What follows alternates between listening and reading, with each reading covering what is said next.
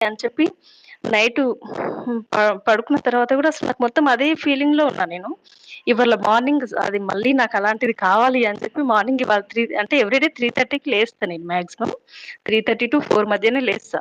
ఇవాళ 3:30కి లేసి 3:30-4 మధ్యన ప్రాణాయామం అవి చేసుకున్న తర్వాత 4కి స్టార్ట్ చేస్తే 5:30 దాకా చేషినా అసలు ఎంత హాయిగుందంటే ఓంకారం ధ్యానం సూపరుంది.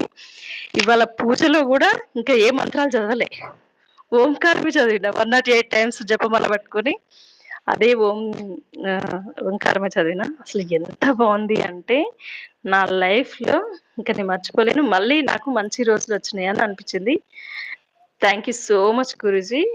నా లైఫ్‌లో నా మొదటి గురువు నిర్మలా దేవి ఎలాగో తర్వాత మీరు అంతటి వారు.